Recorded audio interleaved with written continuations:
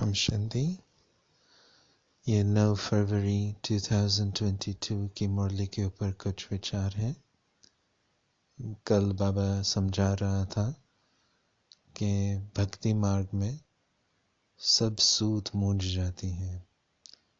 शिव बाबा की शक्तियाँ, विष्णु की शक्तियाँ, धर्म पिताओं की शक्तियाँ, प्रकृति की शक्तियाँ, हम सबको मिला देते हैं।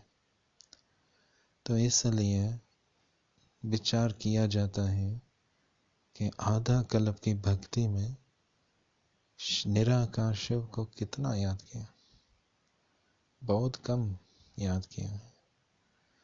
द्वापर के शुरुआत में ही अव्यभिचारी भक्ति की, बाकी उसके बाद तो बुद्धि तो अनेक तरफ चली गई। तो इसलिए जो प्राप्ति मिलनी चाहिए वो मिली नहीं। तो न हम मुक्त हुए, न जीवन मुक्त हुए, न पाप नाश हुआ, न आत्मा पावन बनी। तो ऐसी बुद्धि भटकती भटकती हम थकते थकते तमो प्रधान बनते गए हैं।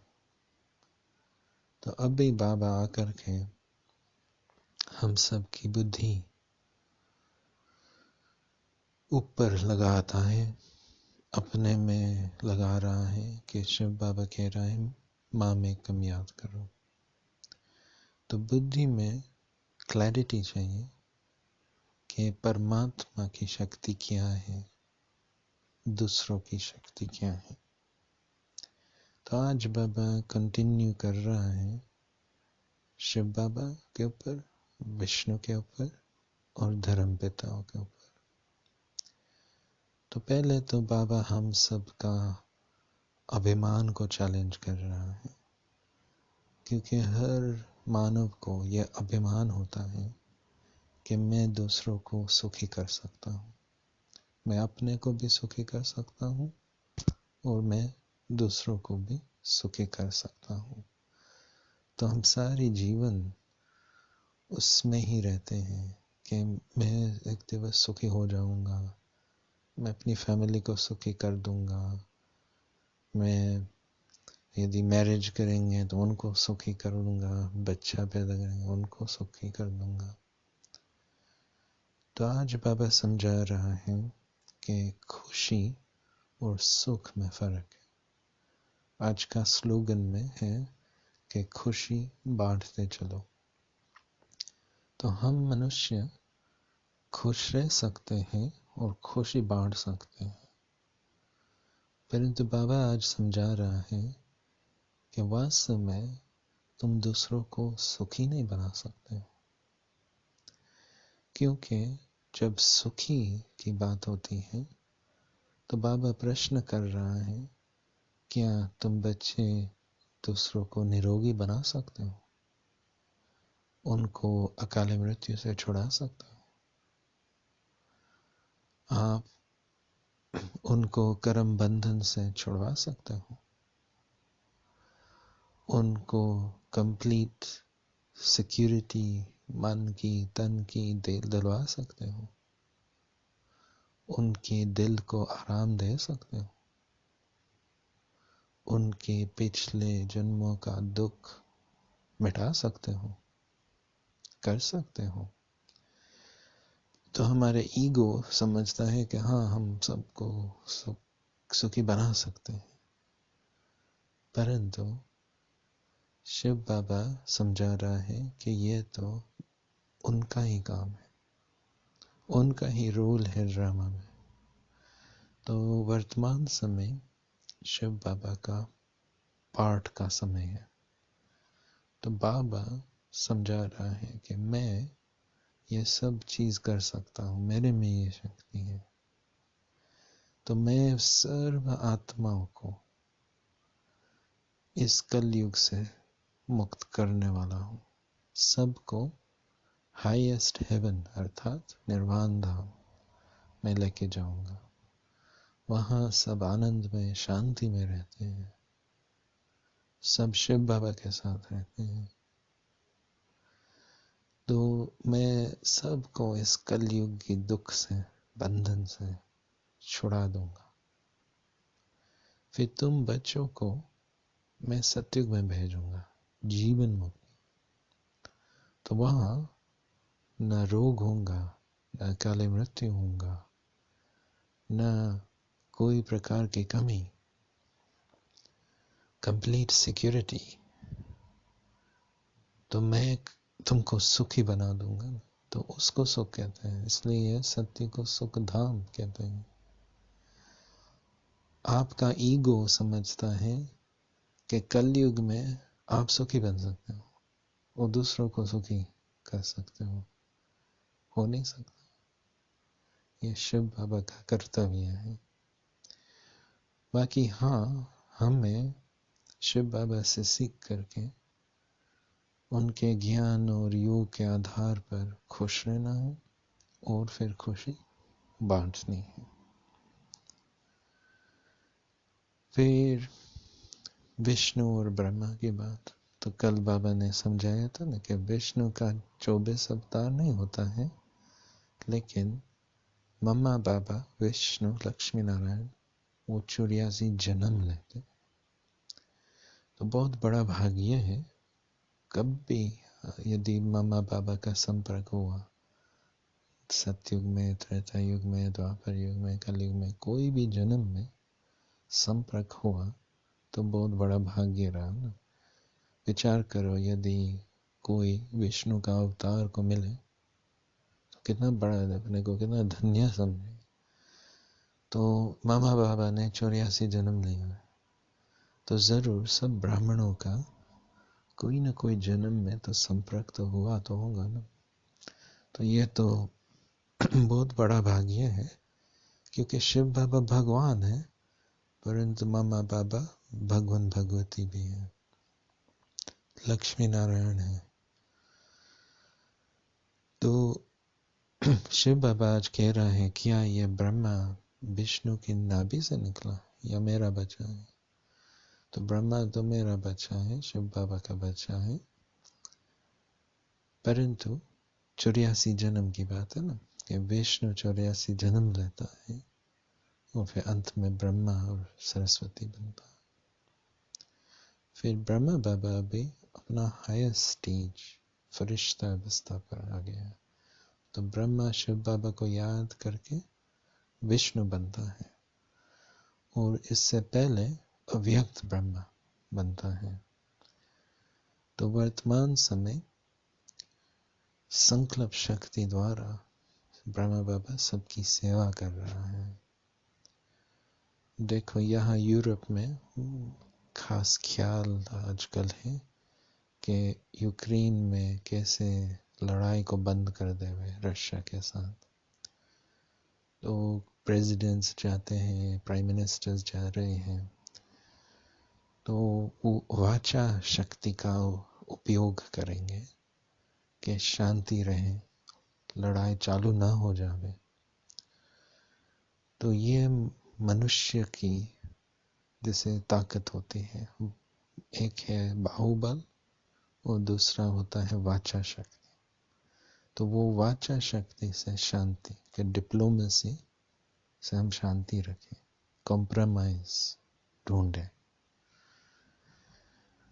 बाबा समझा रहा है कि तुम बच्चों को संकल्प द्वारा सेवा करनी है। कल मैंने थोड़ा एक वीडियो मुरली देखा था, 15 नवंबर 99, पूरा नहीं देखा था, थोड़ा देखा था, परंतु मुझे ये पॉइंट बहुत अच्छी लगी थी कि बाबा समझा रहा था कि तुम बच्चों को अभी तुम्हारा शिव बाबा के खजाने का जमा का खाता बढ़ाना है, मुरली द्वारा, योग द्वारा अंदर स्टॉक भरना है। तो फिर हम दूसरों को बांट सकेंगे, क्योंकि सारी दुनिया में केवल तुम ब्राह्मण आत्मा ही हो जो शिव बाबा का खजाना दूसरी आत्मा में पहुंचा सकते हैं। क्योंकि भल जो भी प्रैक्टिकल व्यक्तियों को मदद चाहिए, वो दूसरे करते हैं, परंतु अंदर आत्मा को सहन शक्ति, सामना करने की शक्ति, निर्णय शक्ति, जो भी बाबा की शक्तियां हैं, उनमें ये चाहिए, आत्मा के अंदर भरना पड़ेगा। तो ब्रह्मा बाबा शिव बाबा की याद में ही रहता है और हम सब में ये शक्तियां भर रहा है। और बाबा कह रहा है तुम बच्चे भी स्टॉक जमा करो, बाबा की याद से दूसरों में ये शक्तियां प्रकट करो, उनमें भरते चलो। फिर तीसरी शक्तियां हैं धर्म पिताओं का। तो आज बाबा समझा रहा है कि धर्म पिताओं में एक विशेष उनकी शक्ति होती है कि जो हम मनुष्य आत्माओं में वो फर्क है उनमें, उन धर्म पिताओं में और हमारे में, कि उनमें ज्ञान अंतर्निहित होती है। अंतर्निहित हम सब आत्माओं, हम ज्ञान प्राप्त करते हैं। तो जब भी कोई आत्मा परम धाम से अवतरित होती है तो पिंड में उनकी प्रवेशता होती है, चाहे सतयुग में देवता हैं, चाहे कलयुग में। सतयुग में बाबा समझाया करता है कि गर्भ महल जैसा होता है, तो आत्मा और माता दोनों आराम में ही रहते हैं। और कलयुग में तो गर्भ जेल होता है, फिर भी आत्मा पिंड में प्रवेश होती है और फिर वो पिंड बढ़ती है और फिर जन्म होता है। तो फिर वो बेबी पालनानुसार सीखती जाती है ना। तो हम सब का ये पार्ट है। तो जब हम ऐसे बेबी बनते हैं तो हमारे में ज्ञान नहीं होता है, हम बाद में स्कूल में जाते हैं तो ज्ञान प्राप्त करते हैं। बाबा ये राज बतलाता है कि धर्म पिताओं अपने पहले जन्म में अवतरित होते हैं दूसरों के शरीर में। बुद्ध की आत्मा सिद्धार्था के शरीर में प्रवेश हुई, प्रॉफिट की आत्मा मोहम्मद में प्रवेश हुई, क्राइस्ट की आत्मा जीसस में, गुरु की आत्मा नानक में। तो बाबा समझाता है कि वो आत्मा कर्मातीत अवस्था में होती है और उनमें जो ज्ञान है ना वो अंतर्निहित होती है। वो शास्त्र पढ़ कर के प्राप्त नहीं करते हैं, परंतु वो परम धाम में से ही उनमें ज्ञान होता ही है। तो शिव बाबा कोई शास्त्र नहीं पढ़ता है, उनमें ज्ञान होता ही है, अंतर्निहित है, नेचुरल है, कांस्टेंट है। तो बाबा में ज्ञान अखंड रहता है। धर्म पिताओं में भी पहले जन्म में देखो, बुद्ध ने तो बहुत वर्ष पढ़ाया, प्रॉफिट ने तो कुरान सारा ही बतला दिया था ना। फिर क्राइस्ट थोड़े वर्ष ही उन्होंने पढ़ाया, परंतु कितना बड़ा इम्पैक्ट। और सिख शास्त्र का श्लोक तो हम बहुत मुरली में भी सुनते हैं कि कैसे गुरु ने एक ओमकार, निराकार, निर्विकार, ये सब कितना शिव बाबा का परिचय दिया। तो उन धर्म पिताओं में ये ज्ञान नेचुरल अंदर रहता है, जिसके आधार पर वो अपना धर्म स्थापन करता है। बाकी हम सब ज्ञान बाद में प्राप्त करते हैं। Om Shanti. Om Shanti. These are some thoughts on the Murli of the 9th of February, 2022. Yesterday, Baba was explaining to us that we tangle up, we mix up all of these different energies Shiv Baba has his own energy and his own powers. Vishnu has their own energy and powers. The religious fathers have their own energy and powers. And nature has its own energy and powers. And we tend to consider everyone to be God. And we transfer a lot of Shiv Baba's qualities onto people or different substances that don't actually have those qualities. So in Bhakti, we remember Shiv Baba very little actually. And our yoga is all over the place, birth by birth. And today Baba is continuing that theme, focusing on Shiva, Vishnu and the religious fathers. Today Baba is challenging our ego, because as human beings, our ego needs to feel that we can make ourselves and others happy. It's a very big motivator. And we might spend our lives in the pursuit of happiness. And then we want to make our family happy. If we get married, we want to make them happy. If we have children, we want to make them happy. And so Baba is challenging that ego. And he is saying that actually I'm the only one who can make people happy. And maybe our ego won't like that. So what does Baba mean? Well, in today's slogan, Baba is saying to us, distribute happiness and share that happiness. Now, the words in Hindi are different. So in the slogan, the word for happiness is khushi. Khushi. K-H-O-O-S-H-I. Khushi. And the word for making someone happy is sukhi. Sukhi.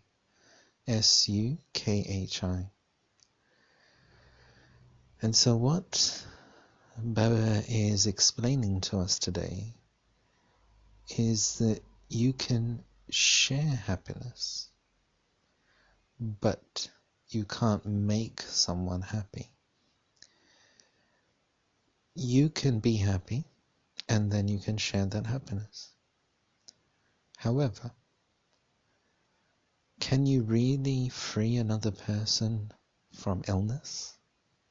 Can you free them from untimely death? Can you free them from bad luck? Can you free them from karmic accounts? And Shiv Baba is saying, I can't. I can do all of that. I have a role in the drama that at this time I come, and I will liberate all souls from all of those things and take them up to the highest heaven, to nirvana. And they will feel blissful and peaceful. And they will be free. And then for you children, I will grant you liberation in life. I will send you to the golden age. And you will be free of all of those things. So I will make you happy. But you can't do that for anyone else. And neither can the deities, neither can the religious fathers, neither can the gurus, neither can any element of nature. No one can do this. This is Shiv Baba's power.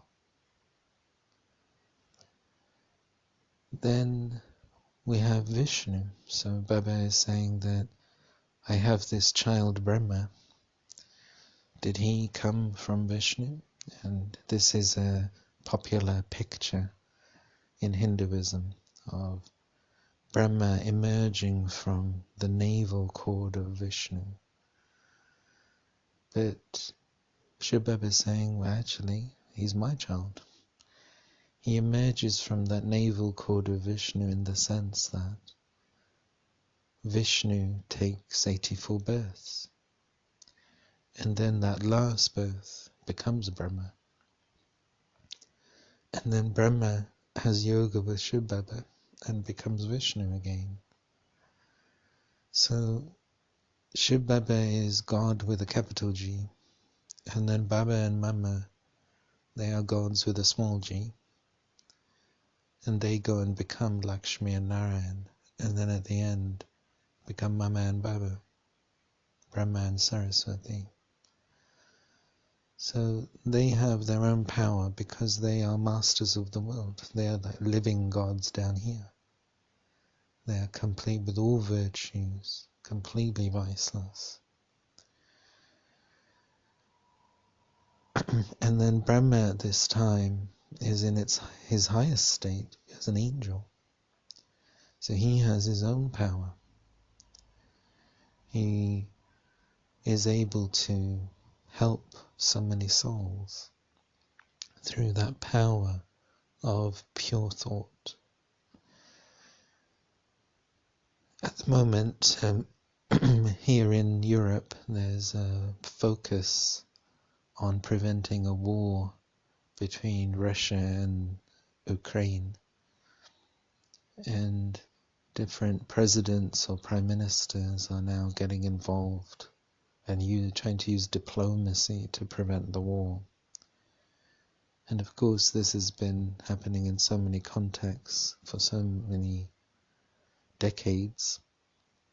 But generally, it's been for centuries, but certainly in the 20th century, humanity set up different bodies like the UN and other bodies. And the idea was that let's try and prevent wars through dialogue. Give diplomacy a chance. So for human beings, if we can use the power of words to bring peace, to prevent war, then that's what we try and do. We try and find compromises. But now Baba is saying that for you children, you can do something even more special and powerful.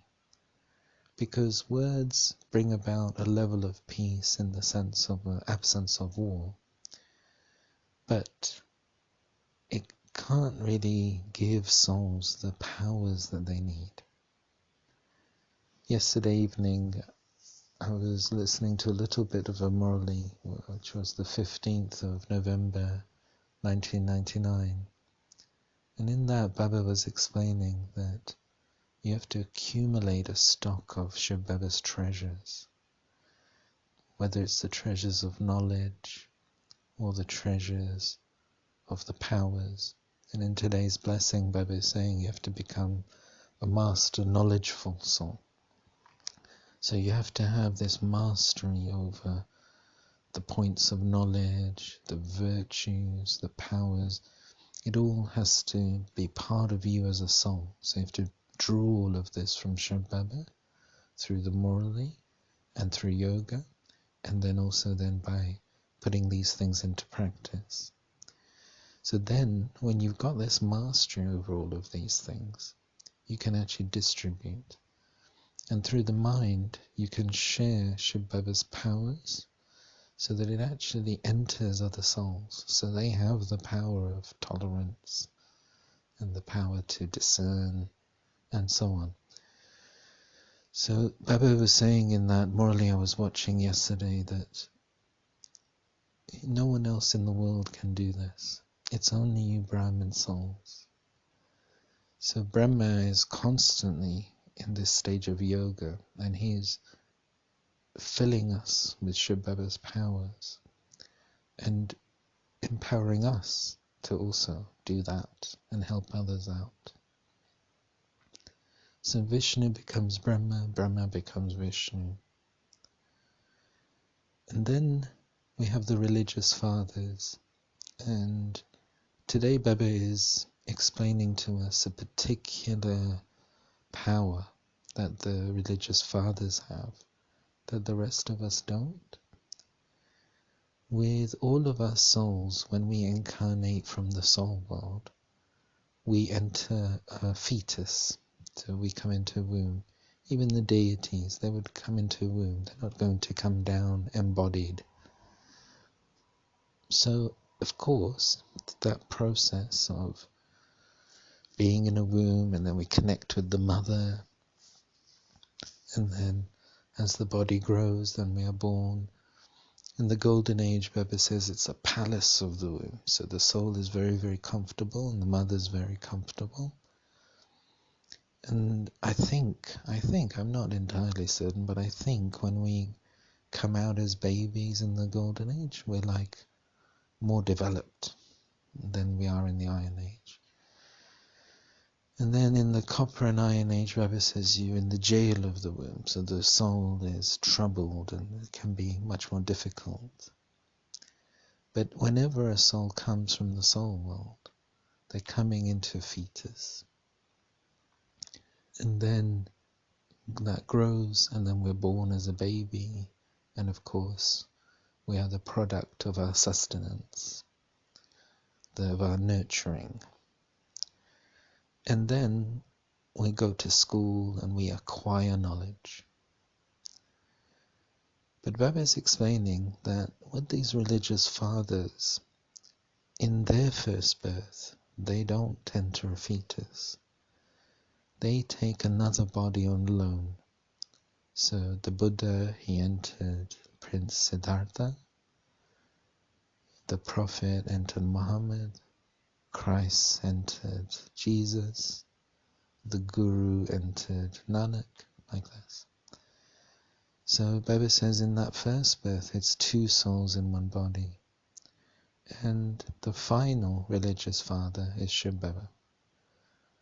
And Shiv Baba enters Brahma and establishes the deity religion. And he is the ocean of knowledge. So when a soul comes directly from the soul world into another body, like these religious fathers, then their knowledge is inherent.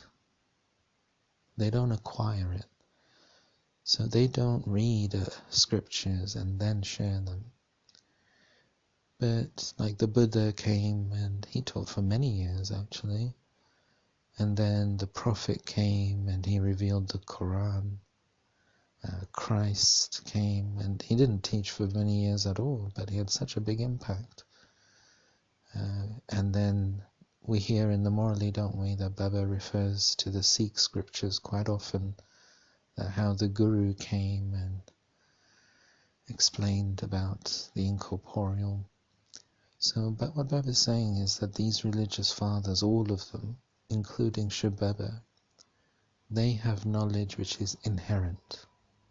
The rest of us, we acquire knowledge. But these souls, they bring knowledge that's inherent within them, and on the basis of that, they establish a religion. Om Shanti.